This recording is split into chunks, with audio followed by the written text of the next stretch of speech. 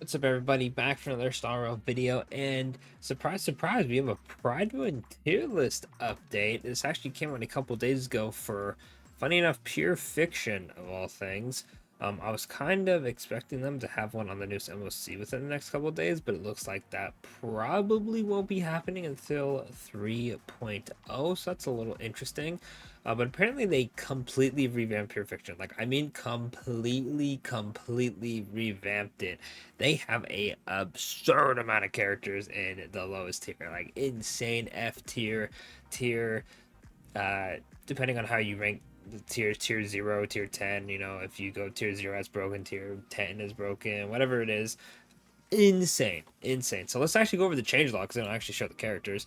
So it says this tier list update will be quite unique due to a few reasons. First one is the revamp of perfection mode, and the second is the upcoming 3.0 full tier list revamp. So in 3.0 they are completely revamping their tier list, which I think it definitely needs to, because I'm not saying that the people at Prydwen don't know what they're talking about most of the time, but it definitely raises a few eyebrows with where they place certain characters, and I feel like the current tier list does not help them in that regard at all. Tier lists are very interesting things to make. You know, I make my own tier list all the time, and people definitely don't see eye to eye with me, and I feel like there's definitely you have to be very specific. It's weird. It's weird. But anyway, it says introduction of a grip mechanic. This is about Pure Fiction. Replaces the old buff mechanic of Pure Fiction.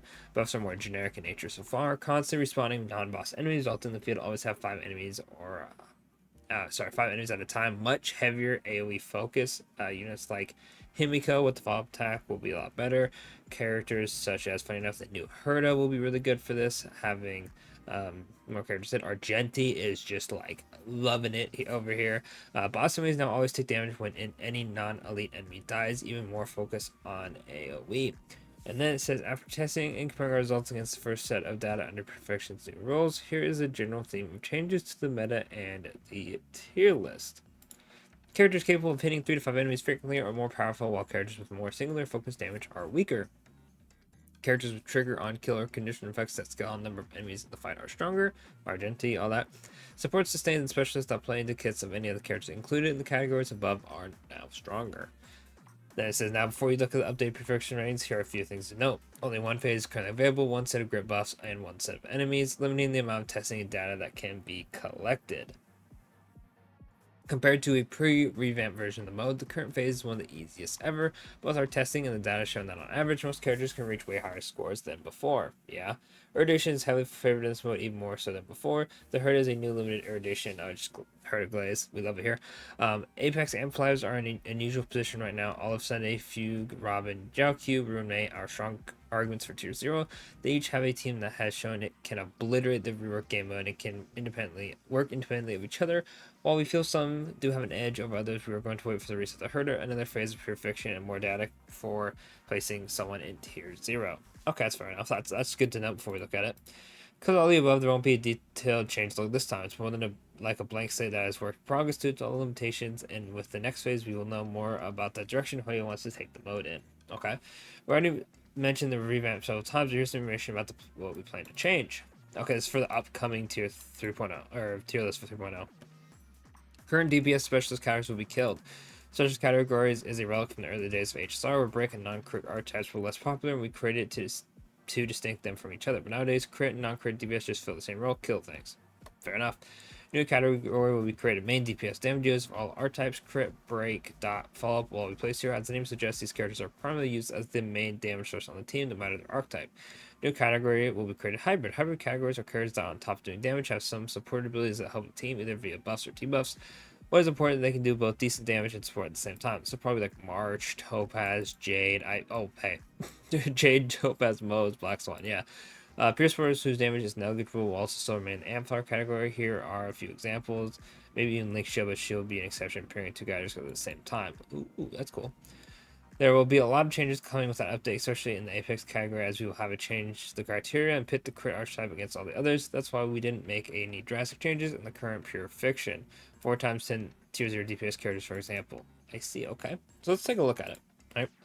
So, Pure Fiction, we have in tier 0 Akron, Argenti, Herda, and Jingyun, Himiko in 0.5. I definitely think she should be here, but like they just said, you know, they're revamping everything, so it's fair. Yeah, everything looks. Oh wow, was Linkshire always a tier above these two? I feel like she definitely is for pure fiction, but was she always? This is definitely updated. Yeah, they definitely updated this, so I'm not tripping. Because I normally just like, if I open up the tier list by any chance, it's just this one, and I just click the characters half the time. So, yeah, and then they're all not tier 0 because they're not too sure. This definitely did change. Runway was definitely up here. Okay, and then these guys all look fine. Holy sheesh. Bro, how many characters here? 1, 2, 3, 4, 5, 6, 7, 8, 9, 10, 11, 12, 13, 14, 15. It's so weird, dude. It's so weird seeing so many characters. So we'll go to MOC. It's like, you know, okay, there's a decent amount, got Apocalyptic Shadow. It's like, okay, there's a decent amount. Then you go to Pure Fiction, and it's like, holy crap, holy hell. There's like 4+ characters in this. And then there's 6 in this, there's 4 in that, there's 3 in that, 3 in that. That's kind of a lot. It does get any better, like niche characters for Pure Fiction.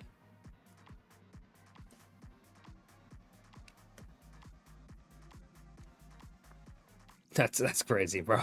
There's so many. Like, I gotta take a minute to really just like look at this. How many characters are in niche? 1, 2, 3, 4, 5, 6, 7, 8, 9, 10, 11, 12, 13, 14, 15, 16, 17, 18, 19, 20, 21, 22, 23, 24, 25, 26, 27, 28, 29, 30, 31, 32. How many characters are in Star Rail? Holy hell. Hang on. How many playable characters are in Star Rail? There's 62. What did I say, like 30 something? There's like pretty much half the characters are in niche or forgotten, aka not usable. Characters in this bracket struggle a lot. Characters in this bracket are lacking in one of the many fields they roll in the mode. These characters still possess the ability to clear all content with the right build, endgame blessing, team, or enemy lineup, but have much lower play rates and special rates than meta Apex characters. AKA, you gotta work like hell to make them work. That's insane. They're so. We were just talking about power creep too. Good lord. And then, I mean, yeah, I wouldn't take this one too seriously since they are revamping it, but 3.0 seems to be like do or die Prydwen. You gotta step it the hell up and make it to where people stop making fun of you for all your tier lists. Please fight back, bro. Prydwen's probably one of the more used sites for information, and yeah, having tier list controversy every single tier list update is not a good look. I'm not gonna lie. But other than that, that'll pretty much be it for the video. Let me know what you guys think of how they're revamping it. Do you think their somewhat put together tier list is okay? What do you guys think of all the characters at the bottom of the list being not great to use in pure fiction? I still stand by the fact that because of such good options that are really old and options that most people would have, I do think Perfection is probably the easiest end game mode right now. But let me know what you guys think in the comments. And of course, don't forget to like and subscribe. And I'll catch y'all in the next one.